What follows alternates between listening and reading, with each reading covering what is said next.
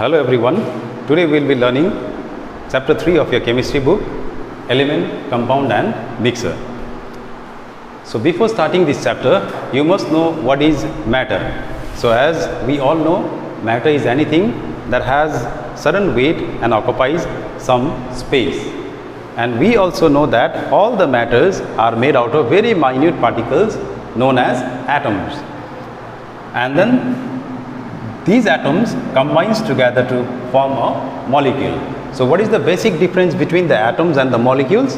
The atoms, they may or may not exist independently. What does it mean? It means that the atoms may not exist in a free state.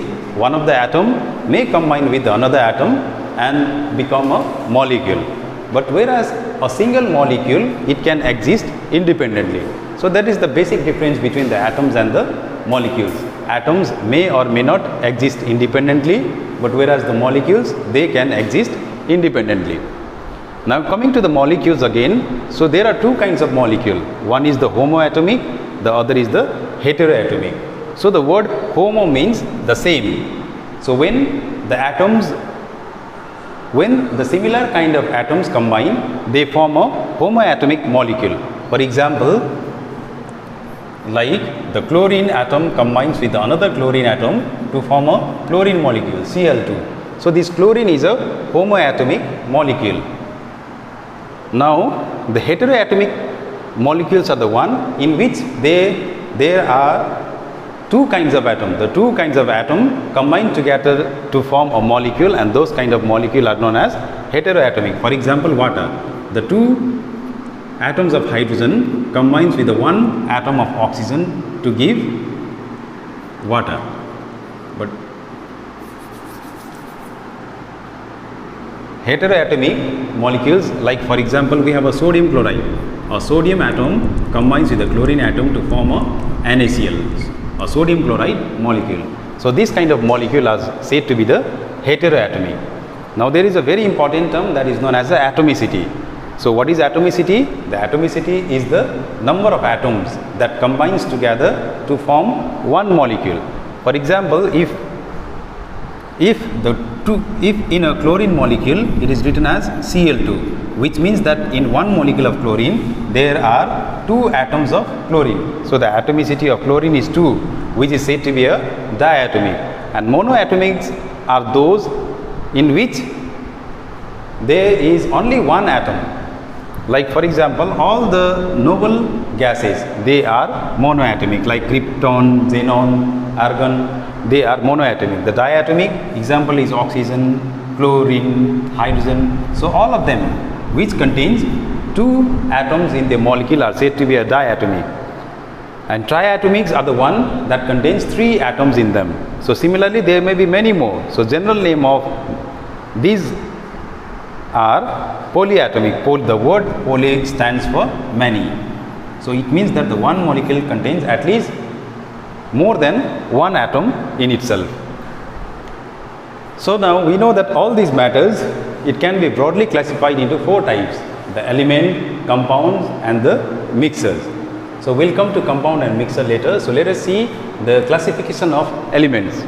So the elements, they are basically classified into 4 types. They are the metals, the non-metals, metalloids and the noble gases. So how can we differentiate between a metal and a non-metal? So the metals are the one which are generally very hard, and the non-metals are the one which are generally soft. The metals, they are lustrous, whereas the non-metals, they do not shine, they are dull. Now coming to the chemical properties of metal and non-metal. The metals, they can easily lose an electron and become a positive ion. Like for example, the sodium, Na can lose one electron and form a Na plus.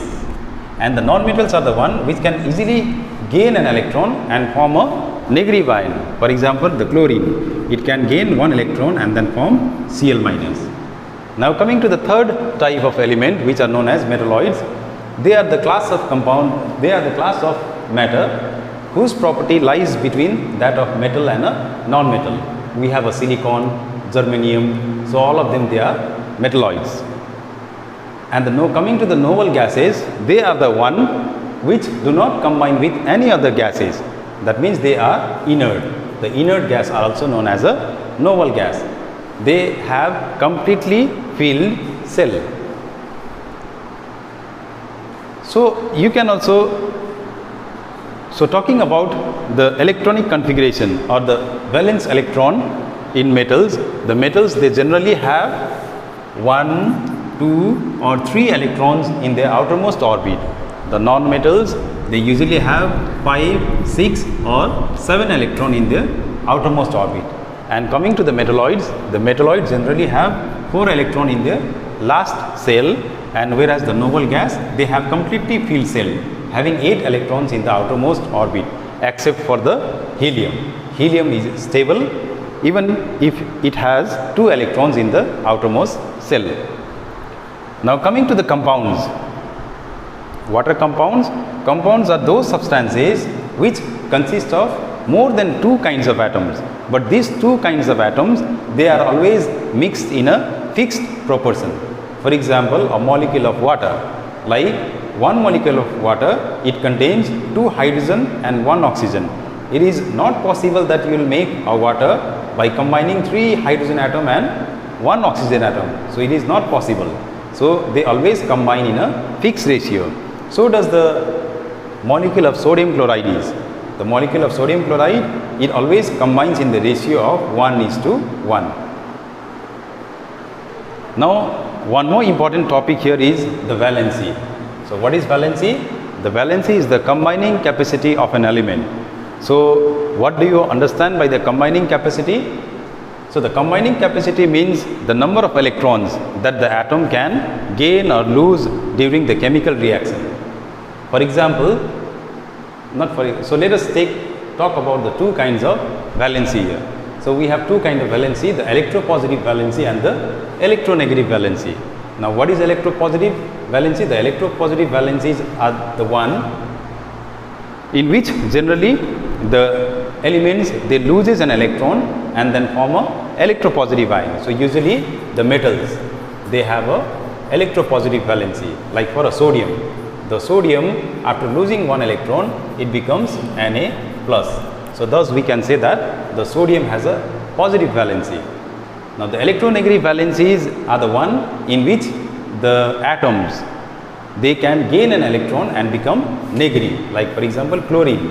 After gaining 1 electron it becomes negatively charged, Cl minus. So the chlorine is said to have a electronegative valency. So valency, so just for the sodium, during the chemical reaction the sodium can lose 1 electron, so we can call the valency of sodium is 1. The calcium during the chemical reaction it can lose 2 electrons, so therefore we call the valency of calcium is 2. So in short we can say that the valency is the number of electrons that can be donated or gained during the chemical reactions. So in the next class we will learn in details about mixer.